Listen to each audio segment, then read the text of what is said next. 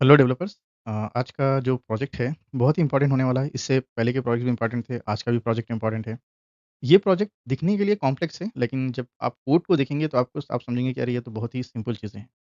क्योंकि ये जो पर्टिकुलर प्रोजेक्ट है एक फेमस वेबसाइट जो विकिपीडिया वेबसाइट है, इस वेबसाइट से हम डेटा को एक्सट्रैक्ट करेंगे और पाइथन कोड के ज़रिए से हम डेटा को एक्सेस करेंगे और हमारा जो रिक्वायर्ड आउटपुट है उसको हम डिस्प्ले करेंगे, ठीक है? इस प्रोजेक्ट में हम क्या करने वाले हैं, ये जो पर्टिकुलर डेटा है आपका टेबल डेटा आप देख सकते हैं कि आप यहाँ पे आईपीएल का पॉइंट्स टेबल है 2024 का। आप यहाँ पे आप देख सकते हो टीम के डिटेल्स हैं और सारी चीज़ें हैं जैसा कि पॉइंट्स है, विन, लूज़ ओके। तो ये सारी चीज़ें हैं इसके अंदर। लेकिन हम क्या करेंगे सिंपल से हम टीम को एक्सेस करेंगे, हम पॉइंट्स को एक्सेस करेंगे और नेट रन डेटा।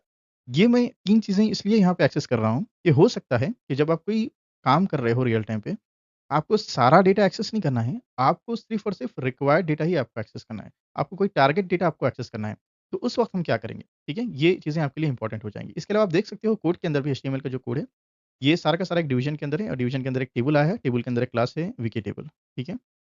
इसके अलावा ये जो पर्टिकुलर जो टेबल बॉडी है, टीआर जैसा कि रोज़ होता है, लेकिन आप यहाँ पे देख सकते हो कि आप यहाँ पे कुछ चीज़ें टीएच के अंदर मेंशन है, जैसा कि आपको मालूम होगा कि कॉलम्स हम जो एचटीएमएल में लेते हैं, वो टीएच और टीडी 2 भी यूज़ करते हैं। टीएच स्पेसिफिकली यूज़ किया जाता है हेडिंग्स के लिए और टीडी जो यूज़ किया जाता है कोई भी डेटा आप जो भी आप स्टोर कर रहे हो, उसके लिए यूज़ किया जाता है। तो यहाँ पे टीएच और टीडी 2 भी है, तो हमको 2 ही मेंशन करना था। इससे पहले कि अगर आप प्रोजेक्ट्स देखेंगे, तो वहाँ पे हमने सिर्फ टीडी मेंशन किया है, टीएच मेंशन नहीं किया है, तो आप कन्फ्यूज़ मत होइए। फिर भी अगर कुछ आपको इस तरीके से डाउट्स आ रहे हैं, तो आप मुझे बता दीजिएगा। कुछ दिनों के बाद हमारा एचटीएमएल का भी सीरीज़ मैं लॉन्च करूँगा जहाँ पे मैं आपको सारे के सारे बेसिक से एडवांस चीज़ें जो एचटीएमएल में रिक्वायर्ड हैं, वो मैं आपको बता दूँगा। एक अलग पर्टिकुलर प्लेलिस्ट आ जाएगी उसके लिए, ताकि जो भी डेटा एनालिटिक्स या डेटा साइंटिस्ट पढ़ने वाले हैं, वो सारे के सारे लोगों को बेसिक एचटीएमएल आ जाए। ठीक है, चलिए प्रोजेक्ट स्टार्ट करते हैं हम। यहाँ पे हमने 2 बेसिक लाइब्रेरीज़ ली हैं, एक रिक्वेस्ट लाइब्रेरी और एक ब्यूटीफुल सोप लाइब्रेरी और एक एन्यूमरेट फंक्शन।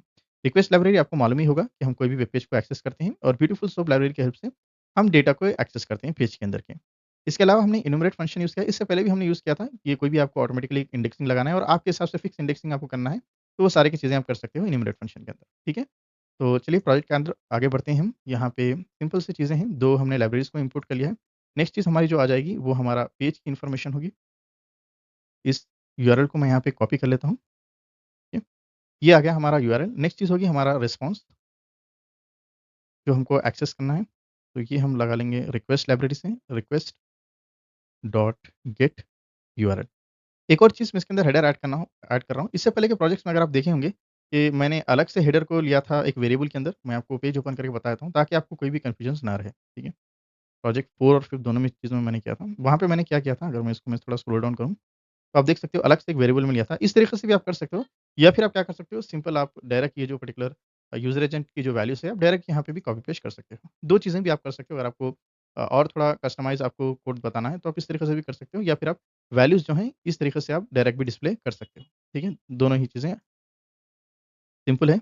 आप कोई भी यूज़ कर लीजिए। ऐसा कोई स्पेसिफिक चीज़ें नहीं है कि आपको यही करना है, ये नहीं करना है। ठीक है? यहाँ पे कोई ब्रैकेट तो मिस नहीं हुई ना? ठीक है। क्योंकि यहाँ पे इंडेंटेशन बता रहा था। ठीक है, कोई इश्यू नहीं।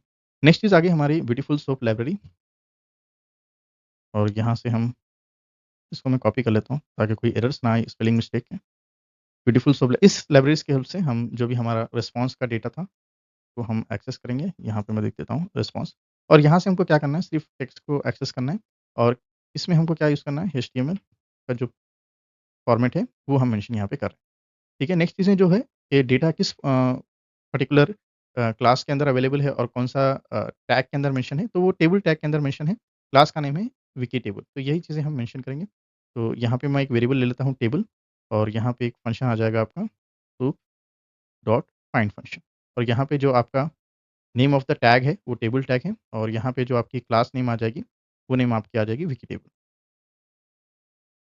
आप स्पेलिंग चेक कर लीजिएगा, कहीं मिस्टेक तो नहीं हो रही।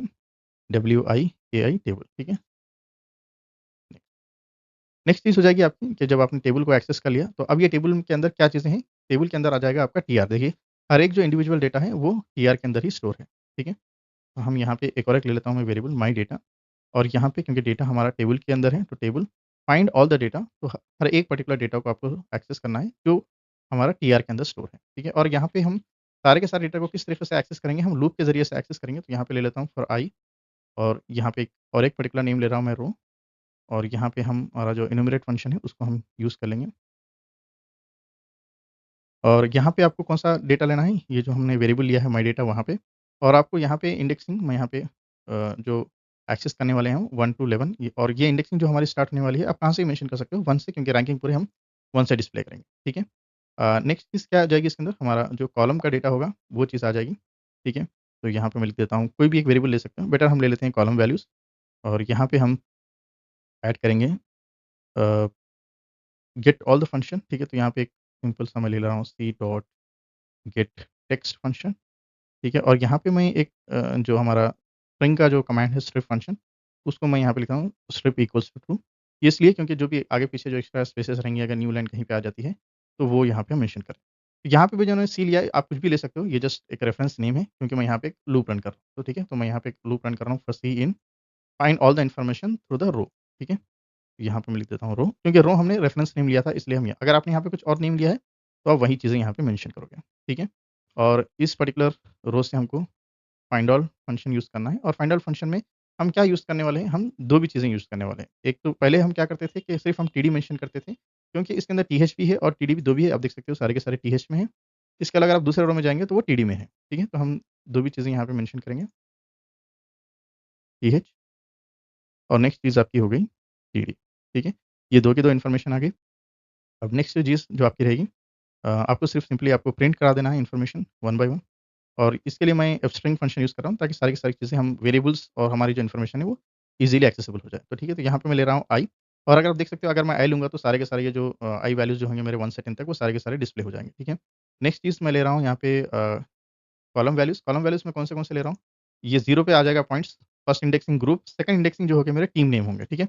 अगर मैं यहाँ पे लिख देता हूँ मैं कॉलम्स और कॉलम्स के अंदर कौन-सा सेकंड इंडेक्सिंग तो सिर्फ़ नेम आएगा। अगर इसको मैं सिर्फ़ रन करूँगा तो यहाँ पे कुछ एरर आ रहा है, स्ट्रिंग की values line number 6 user agent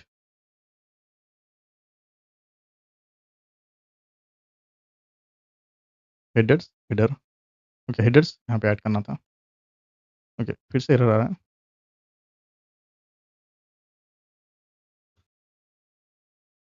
user agent में यहाँ पे हमने स्ट्रिंग वैल्यूज़ को मेंशन ओके कोट्स मेंशन नहीं किया था इसलिए हमको एरर आ रहा है। ठीक है? तो आप देख सकते हो कि सारे के सारे जो नेम्स थे हमारे, ये डिस्प्ले हो रहे हैं। ठीक है? अगर इसको मैं ब्रैकेट निकाल देता हूँ और यहाँ पे स्ट्रिंग के अंदर ओके ये स्ट्रिंग हमारी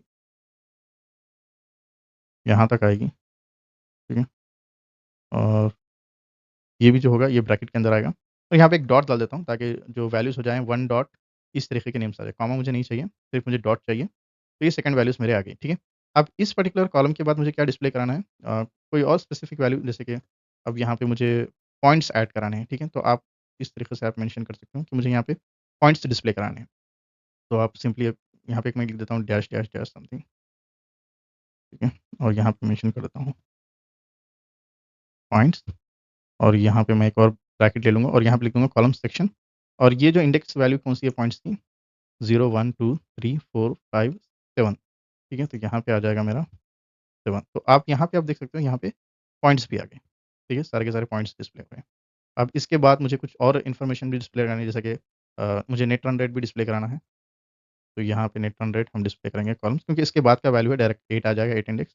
तो आप देख सकते हो कि यहाँ पे नेम्स भी आ गए, पॉइंट्स भी आ गए और उसके बाद नेट रन रेट। तो ये सिंपल प्रोजेक्ट था। उम्मीद करता हूँ आपको चीज़ें समझ में आ गई। अगर फिर भी आपको कुछ डाउट रहता है तो कमेंट में मुझे बताइए और ज़्यादा से ज़्यादा जो स्टूडेंट्स हैं इनको शेयर कीजिए और चैनल को सब्सक्राइब करना ना भूलिए। Okay guys, so that's it for today.